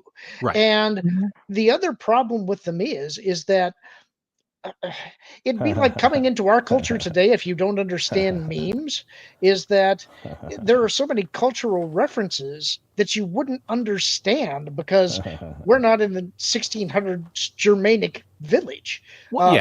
That's why Disney had to clean them up and turn them into more fairy tale than dark warning. No, I get that, but there are stories like I mentioned the Goose Girl. That's a story in the Grimm's tales that involves a princess who's sent to another kingdom to marry a prince, and she's usurped by one of her handmaidens because she's very naive. She has no world savvy, but she's also very compliant. And through the story, she shows her worth by doing what she's assigned as a servant and doing it well. So it's a story about sometimes life's going to kick you in the teeth, but you can still overcome it. Right. Those are good stories. Some of the like in the Grimm's fairy tale for Cinderella, for example, when the stepsisters are trying on the slipper, they're actually cutting off parts of their foot to try to toes. They're cutting off their toes. They're like cutting their feet in half. Like the frog prince, she doesn't kiss the frog at the end; she chucks him into the wall. Yeah. Dang, that would be a more modern take. I think that as modern as it might be, it should be a warning to men. I'm just telling you right now. And the Grimm's tales are actually cleaned up from some of the earlier, rougher versions that the Germans told each other. There's some dark stuff in the oral traditions. They're Germans, so you kind of expect that. Yeah. Yeah, Germans are very they're very harsh. They're very blunt. Yep. Sounds about right. All right. Well, so this movie is not doing very well, guys. So we reported it on. It was reported everywhere. But what are you talking about? It's a great movie. Yeah, no. Believe it or not, culture. The movie is not doing well in the box office right now. With just one day of previews behind us, we have seen that Snow White has opened with 46% worse than the Marvels in Thursday preview box office, as the legacy media scrambles to spin it as a win. It's the Hollywood Reporter actually tried to call it a promising start, aka there's no war in Ba Sing Se. It's insane. They're trying to say the high bar for excellence, by the way, is that, well, it did better than Dumbo. Major box office victory, Dumbo. So it made $3.5 million in Thursday previews, which is 46% less than the $6.5 million made by the Marvels. Now, the Marvels went on to earn just $206 million worldwide throughout its entire run. Oosh. Do you think that is the kind of box office that this movie is going to get? Culture. No. You don't think you think it's going to do better than that? I think it's going to be worse. You really think it could possibly be worse than $200 million worldwide? Yes. Well, look, okay, so let's talk about how it started. If they make the $50 million number and the domestic looks the same, and they actually get 100 to 108 million, which is possible, then start doing the hack a job loss on this, or hack a audience loss on this, and all you're going to see is 65 to 70% fall off from 50 million. Well, I think everybody here can do 50% of 50 million. That's 25 million. And then the slow deterioration after that seems to be a prophecy that we can easily project. So let's take the most recent flop and failure Disney produced, Captain America: Brave New Sadness. That thing, how long is it? Over 400 million yet, or will it make it this weekend? It was supposed to make it last weekend. It's going to be it's going to be a stretch for it to get to 400 million at this point, I think. Yeah, and so in looking at that, if somebody were to ask me, I'd say, when it's over, that's the time I fall in love again. Yeah, I'm just going to tell you, it's done. So what else is coming out in the near future? Is there anything that's going to thunder garbage? Ho! You know what? There was actually a Jonathan Majors movie that came out this weekend. Magazine Dreams. It's the one that that Disney dumped off of their alternate label because they dumped him entirely. Huh? Yeah. It's so apparently it's bombing out hard, but it's Snow White has an uninterrupted stretch pretty much until Thunderbolts comes out. It's just a matter of whether that's going to actually be worth it. Maybe people will discover the Looney Tunes movie. Please. I was asking somebody about that last night because I didn't even know there was one coming out. I learned about it 3 days ago. Is it good? Yes, it is absolutely fantastic. It's one of the best animated films I've seen in years, aside from like Across the Spider-Verse. Like, it was genius, and the people who made it had love and passion for their source material. It was creative. It reminded me of like old school like Animaniacs or Tiny Toons Adventures. Less raunchy, but more like just jokes you don't expect. Really good timing, bizarre humor. It was really good. And then David Zaslav is an idiot and got cold feet on it at the Twilight Hour, and the film had like a it didn't test well. I hadn't even heard about it. I was amazed that I had heard. Did you like it, Culture? Have you seen it? I haven't seen it yet. I've seen some of the clips from it. And my thoughts on it are it's probably a fine film. I would probably elevate it above a terrible comparison that Nolan used, the spider garbage films, but it's fine. I don't really like that animation, but it's fine. As far as box office earning, it has lots of potential, but the problem is it landed at Ketchup Entertainment, and they aren't capable of delivering a ad campaign that would drive viewership. So it's going to be purely word of mouth, and I think Nolan's right. It's getting a lot of buzz, so it's possible it could start picking up which is rare for a film these days to be that kind of a sleeper. And they're actually, Ketchup is looking to buy the other shelved Warner Brothers Looney Tunes project. So yeah. I was shocked that I had not heard anything about it. That explains it if they don't have advertising capital. But I mean, it's like, I'm like you guys. I try and stay on top of what's coming out, and I didn't even know this thing existed. Well, I'm not surprised. I don't think the audience knew it existed, and that's unfortunate because it has been getting, a lot of positive pub. It's just the problem is word of mouth doesn't go quite as far if you don't have anybody championing it, and you don't have a YouTube community at this point that is, champion for this film, and a lot of us haven't seen it yet. And I want to see it now. Now that I've heard this good review from you, I definitely want to see it. Well, it's a crazy story. It's like it came out and nobody knew it existed. Yes, and again, that's why. Look, don't take my word for it. I'm just saying the clips look good. Nolan has seen it and said it was good. So take Nolan's word for it, because Nolan is a trustworthy soldier who can throw his ears over his shoulder. So that means if it's not good... Oh, I see. Oh, it was no one's fault. Oh, okay. I'm sorry. Well then, problem solved. Wow. It's almost like I segued responsibility. But Nolan, speaking of Nolan, he does have to get going. Nolan find folks at home Nolan. That's his name. Len. Tell the fine folks at home where they can find more about you and everything you're up to.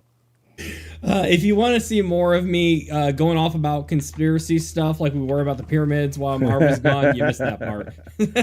You can find me on my YouTube channel at Nolan Thunder. I do a little series called Lost in the Files. It's a mix of documentary, B-movie, horror, and comedy. I talk about old internet, video game, and media mysteries from back in the day, the 90s, evil artificial intelligence, crazy hoaxes, bizarre rumors from the playground, all that sort of stuff. So if you like that sort of thing, it's got like a B-movie horror type soundtrack with synthesizers and got kind of a UFO show type vibe. So if it interests you, please check me out my YouTube channel at Nolan Thunder. And like always, it's been a pleasure to be here. Thank you so much. It's great to be amongst so many amazing, smart people here. See you, buddy. You guys. All right. So one thing I did want to talk about before we end here tonight, guys, is the Rotten Tomatoes score, because it's gone down again. What? Rotten Tomatoes for this movie is at 44% right now, with 175 reviews. And now, as Culture and I, dissected along with Nate over on Mr. H Reviews and Nick from Echo Base Network, a lot of the good positive reviews are bad. But now that's true. That's actually true. A lot of the positive reviews come down to, it's not the worst thing I've ever seen. But look at this, guys. Popcorn Meter, aka the fan thing, 250 plus verified ratings, but no percentage yet. That's kind of sus.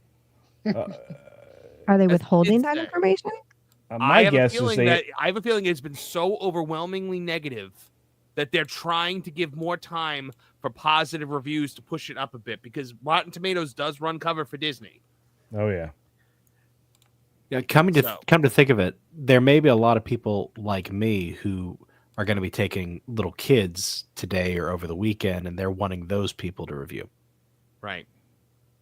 So look at this. Doug Walker from aka Nostalgia Critic says Disney film production with a Disney Channel script.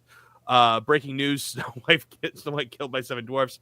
It's cold. It's super cold. It's a film for the Instagram and TikTok generation, one that can be scrolled and forgotten.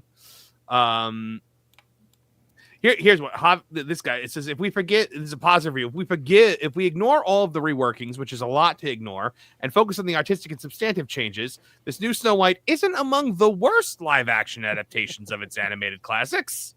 That's a positive review. Ooh, Down There Times of India. That's a good one. Sripa Seguta. Wait, where is that? Oh.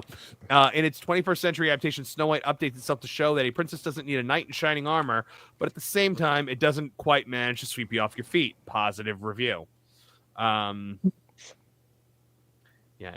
saw one of them began with, "It's not abominable." It's not abominable. Well, some people get that confused with snowmen. The visuals are duly spectacular, but this reimagined Snow White is missing one vital element: magic. Again, positive review. Passable entertainment. How much does it suck, you ask? That's like describing a food as it has a texture. It has a taste. Here's another positive review. Snow White should do well as family entertainment, but perhaps the best news is this. With the upcoming live-action version of Lilo and Stitch, Disney is running out of animated features to remake. It's crazy. Webb's spin on the classic animated tale doesn't quite defy gravity like that other recent fairy tale epic, but it does honor the memory and legacy of the source. No, it does not. But still, I mean, you're saying it doesn't defy gravity, and that's supposed to be a positive review. So... What were you saying? He clearly didn't see the first movie. All right, we got a few more super chats to get to, and then before we get to that, actually, I wanted to ask Martin, what did your kids think of it? Well, first of all, my 6-year-old dressed as Snow White to go, which is the most adorable thing, and so did a bunch of other little girls that we saw in the theater. And if any of you have ever gone to a movie with a 6-year-old, every movie they walk out of is the best movie they've ever seen. Oh, yeah. My daughter did not say that about this one. Oh, no. Really? Oh. Now, she was sitting on the edge of her seat, at least at the beginning of the movie, and she really was jumping up and down for when they started singing Hi-Ho and the stuff she recognized. But by the end of the movie, she said she had fun, but I was asking her, hey, you want to watch this one again? Maybe you want to watch the cartoon one? It was, I think I'd like to watch the cartoon one at home. So, she wasn't crushed. Snow White is still her favorite princess, but it wasn't, it just didn't have the magic for her either. Do you have a sense for when it lost her? What was the moment when she drifted away from it? I'm not really sure. I do know. So she also brought a Snow White doll with her as well. And at some point, she was more playing with the doll than watching the movie. Ooh. Well, I mean, it's probably around the time when the movie forgets what it's doing. We get to that point where they're like, oh, well, maybe her father's alive in the Southern Kingdom. Oh, wait, no, he's dead. That was kind of a bummer, dude. Holy cow. You got to wait for the third act reveal on that. Oh, I got to tell you that the minute that came out of the evil queen's mouth, I was like, oh, you idiots. How about the song Princess Problems, which was just a girl boss song? It was just the toxic male being like, oh, you princesses. Yeah, it was also...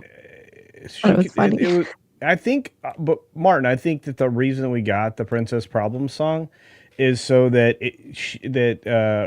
Rachel Zegler wouldn't look so smarmy when she wasn't supposed to look smarmy. And that song itself sort of rips off Fixer Upper from Frozen. Oh, no, it absolutely does. Yeah. That's the thing. A lot of the songs that they put, like that song that they sing, like the romance song between the prince and her, like the hand to hold. He's not a prince. Like he's a degenerate actor. Whatever. Did anyone think at some point they were going to start singing and at last I see the That's light? exactly the point I was about to make. That one felt like it should have been Entangled. Yep. The lanterns were there. The little lightning bugs.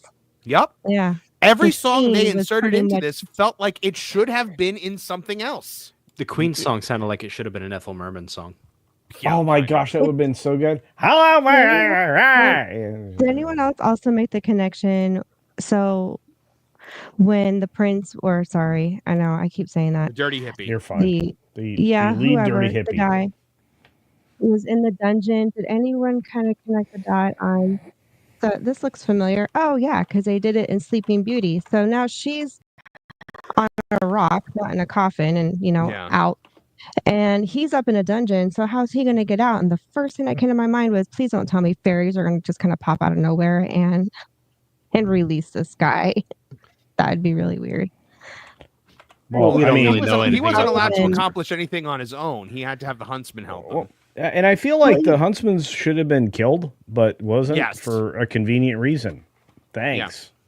Well, and then he helps the huntsman out. It felt like a reshoot because he lets the huntsman out, and then in the next scene you see a far away shot of him and the huntsman coming out of that tunnel, and the huntsman's like, "I'll go over here."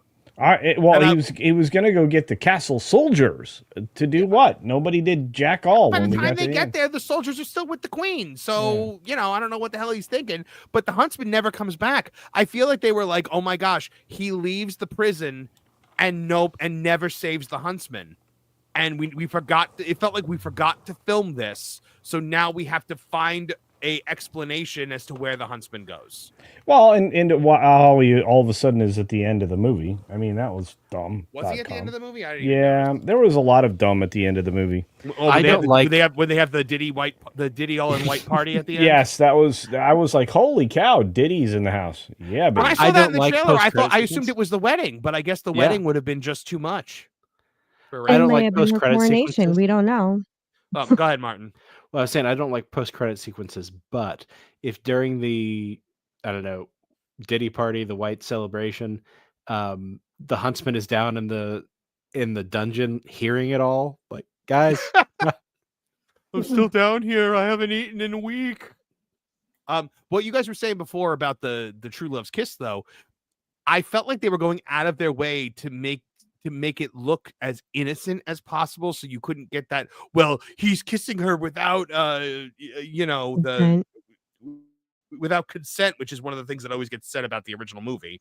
By the way, remember when Rachel Zegler and Gal Gadot were standing in that interview where Rachel Zegler torched her career to ashes, and she went, "She's not going to be saved by the prince," and she goes, "No, she's not going to be saving about the prince. She's not going to be dreaming about true love. She's saved by the prince twice in this movie." Oh, but the dwarf had to bring it to her attention because she couldn't apparently figure it out for herself that he literally took an arrow for her. What a self-own this movie just did on this selfish narcissist, that she literally doesn't realize that she's still like putting him down and calling him a jerk. And they're like, "Lady, he jumped in front of an arrow for you." Like, normally that's the turning point for most characters, where they're like, "Wow, this guy might be into me." All right. Maybe he just really hates show tunes. Who? Maybe. Who hates show tunes? The lead dirty hippie. The not prince. Oh, look, he's right. She has a lot of princess problems. Now, Culture, we were talking about the fact that he jumps in front of an arrow for her, and in the next scene she acts like it didn't happen, and the dwarf dirty hippie has to be like, you idiot, he jumped in front of an arrow for you. Yeah. Well, she's an idiot. What do you want? Well, because she specifically says she's not going to be saved by the prince, and she is saved by the prince twice. That's why I think the poison apple was added in a reshoot. I don't think it was in the original. Wow, I wish I could not agree with you, but I think you're right. Didn't Pro say something about he thought that at some point she was going to take the poison apple to him, and he was going to be affected by it, and she ends up saving him? Like, that was his theory. That was actually my theory. Okay. Yeah, because there was a time when one of the trailers came out when it was clear that the lead bandit had been imprisoned, and they showed the imagery of her standing in front of the guards with them crossing their halberds in front of her, and it's like, she's going to storm the castle and rescue him, was my thought. Mm-hmm. But apparently not. Have fun storming the castle. Oh my gosh. When she I got Red Riding Hood vibes out of that one.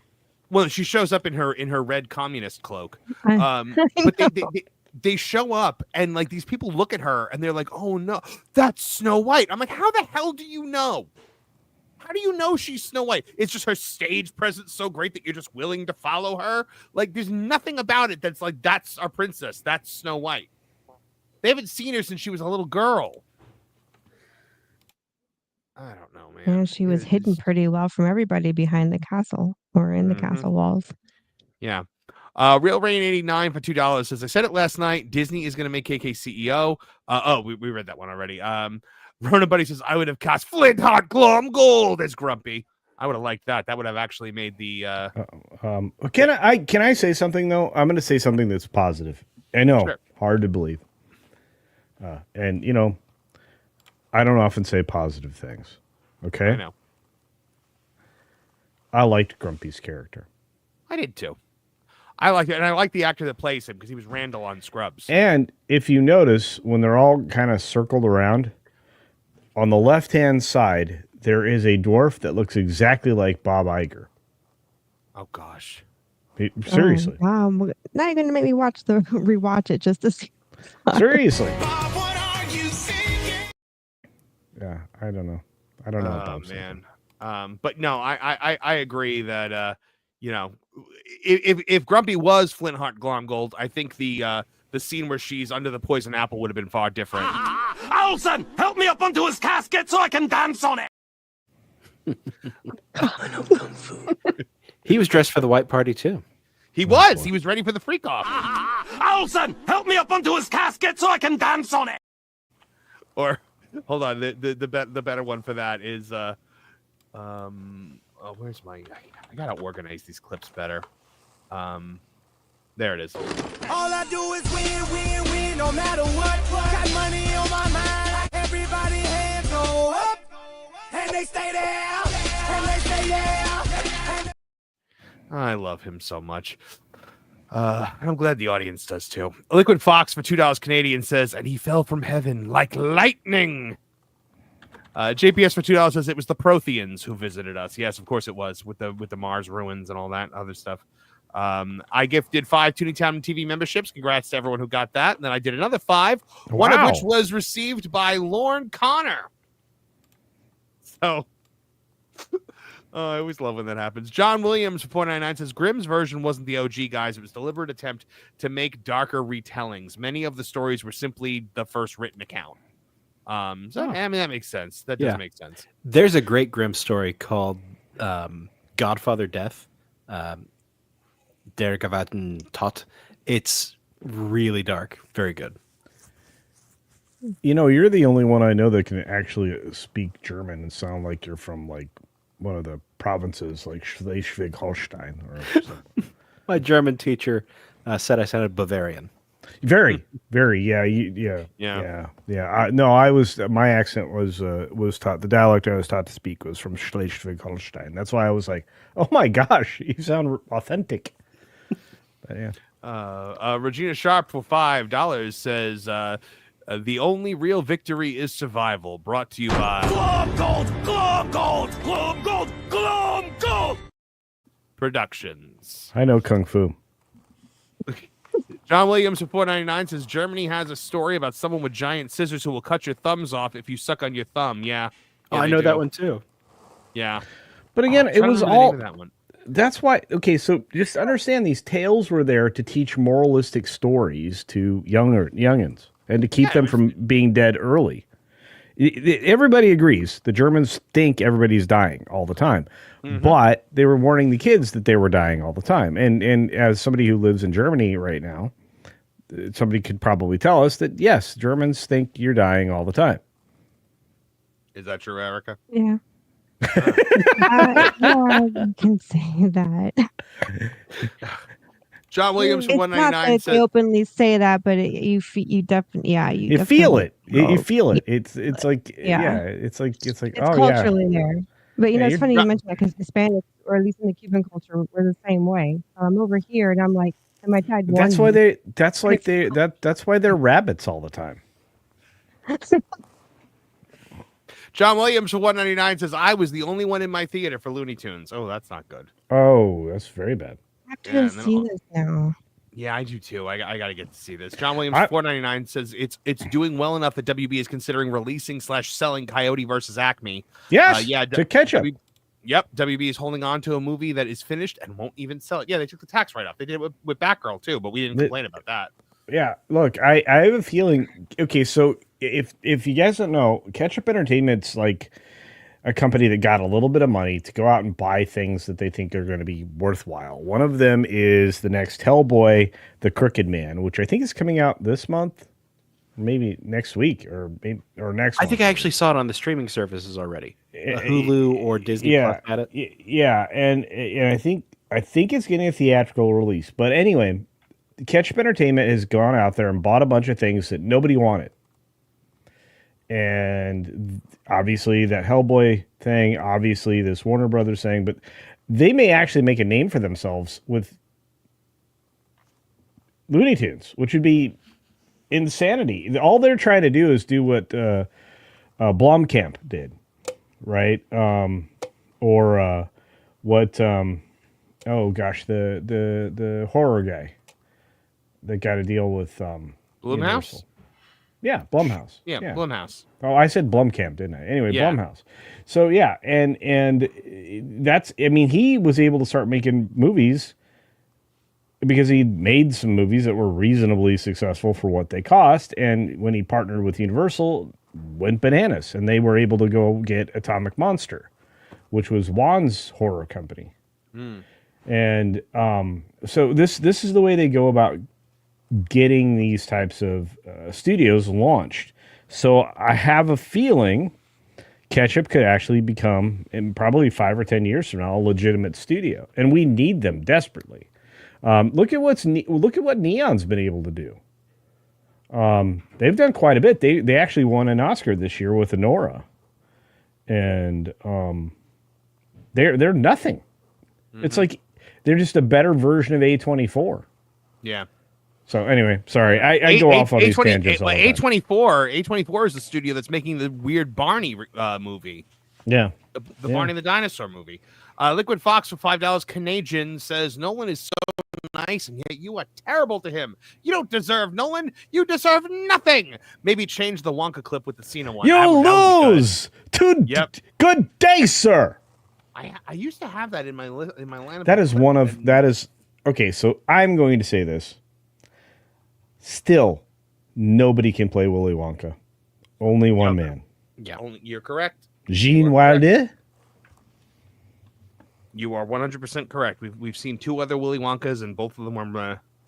Look, I will say this: Johnny Depp still amazing. Not Willy Johnny Wonka. Depp, he was a different version. I mean, the Charlie and the Chocolate Factory was more the book than it was like the version that they did for the movie. Yes, but of its time and becoming a timeless classic, the Gene Wilder version was great. Yes. In fact, it is a movie that if it is on, I will sit down and finish it. I don't care when it starts. I don't care where I come in. If it's on the screen, I will sit down and finish the movie. Yep. There are a handful of those. Handful. One of the darkest Family Guy jokes of all time is a Willy Wonka joke, and I laugh. It's so messed up, but I laugh every single time. And they're in the great glass elevator, and he goes, "Charlie, you know what happened to the boy who got everything he wanted? He lived happily ever after, but he had to earn it." And Grandpa Joe just goes, "Do it, Charlie, do it! I'm not going back to that 4-person bed. I'll do it if you want." And then Willy Wonka turns around to him and goes, "No, it has to be a child." And I was like, "Oh my God, that's the darkest joke I've ever heard in my life." So messed up. I just love that Grandpa Joe was like throwing him at him because Grandpa Joe is the most terrible human being on the planet. Liquid Chef Eddie for $2 says, "Let us not forget, Lauren has to see this again." You do? I asked him about that. I said, what? And he said that Jonas said that I had to see it again, and I responded, "Check my bank account." Nope. Yeah, no, Jonas doesn't get to make that decision for you. My goodness. Yeah, no, it would probably take a lot more than 400 this time to get you to go again, my friend. Okay, I need to start living in your guys' area code because apparently $400 is the starting price for bad movies. I go watch bad movies so I can review them. I need to start getting paid. Well. Ryan Damon for $5 says Novocaine won the weekend box office last week with $8 million. Wonder how Snow White will do. Well, it made $3.5 million yesterday. We'll see how it does today, and then we will see. Can I suggest that it's quite possible 47 million? I went with 40. I think it's gonna be lower 40s. I think it's gonna be sub 45. I think it's Even already with off spring to break because we're in the spring break season. Yeah, but I think it's already lagging behind the Marvels. I don't know. Because the Marvels, I think, did its opening weekend was like 46, maybe. Yeah, but this is sort of movie that may make its money during the matinees. You never know. Because, again, people like me with their kids. Yeah, I took off work a little bit early because my daughter wanted to see it so badly. Probably would have gone Saturday, maybe Sunday afternoon after church, that kind of thing. So it's not really a date night movie. It's a family movie. Yeah, that makes sense. Well, here's a problem. Okay. It's not a 4-quadrant movie. Yeah. It's for adults with children. What's a shrinking demographic right now? Adults with children? Yeah. Yeah. It's the family unit. Well, and Disney likes to market to the dinks. And the Disney lifestylers may not even want to go see this. Yeah, it's possible. I haven't seen a lot of people interested in this. So, all right, guys, we're gonna cap it off there. I'm gonna have a full review video that's gonna be coming out hopefully over the weekend, where I give you guys Monday at the latest, where I give you guys my full review with clips and timing and stuff like that. So, Erica, why don't you tell the fine folks at home where they can find more about you and everything that you're up to? Oh, goodness. So we are expats in Germany. We haven't vlogged in a while, just had a lot of family stuff going on, but we got some old videos up if you want to check us out at Erica-Raff. And in the meantime, I'm just kind of stream hopping wherever I'm invited. Between WDW Pro, Follow Bradley's Fun, Lorena, I'm on about 2 of her streams, and T3PO. So I just bounce around wherever I'm invited and have a lot of fun with you guys. Always love seeing you everywhere, Erica. Martin Stone, tell the fine folks where they can find more about you and what you're up to. Martin Stone. You're Was I muted? Martin, Sorry about that. You were muted. I was speaking so eloquently, too. I'm sure. I'm one of the Lost Guys with Nolan Thunder and Hangry Table and Trish. You can catch us for free on T3PO. After, 90 days or so, we re-release what we've already released on another channel. The one that just came out Thursday night was Reebok Pump sneakers. We talked about great old nostalgia like that on the That Park Place channel as a member exclusive.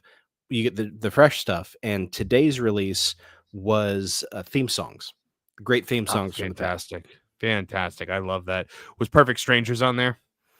We didn't get around to talking. It was on my list, but there were so many other things to talk about. Favorite one, Standing Tall on the Wings of My Dreams. I love that song. Culture Casino. Tell the fine folks where they can find more about you. I mean, you pretty much turn on YouTube at any point in time during the day, and Culture Casino is somewhere. Decent chance you'll find me. I'm going to try to convert Lorne into a full-time retiree YouTuber. So that'll be good. But no, I was before I did this, I was streaming Assassin's Creed Shadows because I felt that the weekend wasn't punishment enough so far after watching Snow White. So, and I'll be doing that again, maybe even later tonight, but definitely tomorrow. I'm on 7 days a week. Believe it or not, Marvin's not exaggerating a whole lot. Decent chance I'm somewhere because I love what I do, and hopefully you love me too. Go subscribe to my channel right now. Absolutely. Please, guys, do it. You do yourself a favor. And I'm, with Culture several times a week on various streams as well. Now, Lauren, do you need the adult plug or the senior citizen plug? Oh, my goodness.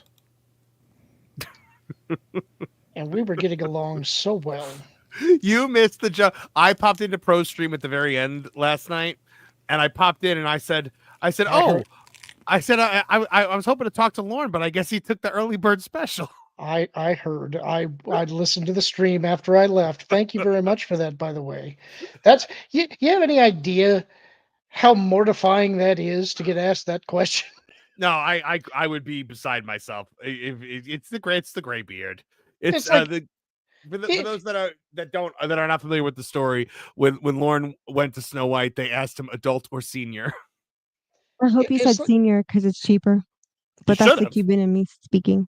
I said there's only so much damage my pride will allow me to take. And it's like, that was how the whole night started. I'm already in a bad mood because I got to go see this thing. And then this. It's like, if you folks don't know, I'm 47. And I get it. That's getting close. But it's like, I've always been mistaken for older. And it really sucks at this point in my life because you always feel like you're still out of high school. I feel like I just got out and here I am. So yeah, lots of fun. No, I hear you, buddy. I hear you. Well, guys, Lauren, tell the fine folks where they can find more about you and what you're up to. You can find me on WDW Pro's channel quite often. I'm on the Genre Guys with Lou Wasserman's Ghost and Hangry Tables. I'm on Tooney Town TV with the Titans on Thursdays, and you can find me at Lauren Connor on Twitter and Lauren Connor 9030 on YouTube. All right, guys. And for me, of course, guys, keep checking Tooney Town TV. We're going to have a bunch of videos for next week. We're going to be doing some Patreon content over on the wrestling channel as well. Heading into WrestleMania. So check for that. We're writing the next episode of Headlock Headlines right now, so that will be coming soon. Also, you can find me on Pro's stream, typically on Tuesdays at noon Eastern Standard Time. I'm frequently on Morning Magic with That Park Place. I make appearances here and there on that Game Place as well. And I'm on the HCast with Mr. H Reviews on Thursdays around 3 p.m. Eastern Standard Time. So check all those out. But also, guys, make sure every single day you're going to thatparkplace.com to check out all the news that should be fun on entertainment, such as movies, TV, video games, and theme parks. By the way, for members, I will be doing a stream for you guys tomorrow. So check for that on the community tab. I will be doing a members only stream tomorrow. All right. Well, that about does it for this week. For this special episode. So, guys, thank you very, very much for joining us today. From all of us here at the Tooney Town channels, I'm Marvin the Movie Monster. Now get out of here! Now, Perry the Platypus, feel the wrath of my thank you-inator! Thank you, you piece of trash. Thank you. Thank you. Thank you! Oh, I suppose you want me to say thank you. Well, you know what? Saying thank you is like jobbing. Thank you! I got a little message. Thank you. Ooh, yeah! Oh, thank you! Oh, thank you! Thank you! Thank you! Thank you! Thank you! Thanks for what? Hi-ho from all of us here at Tooney Town. Thank you. And viewers like you. Thank you.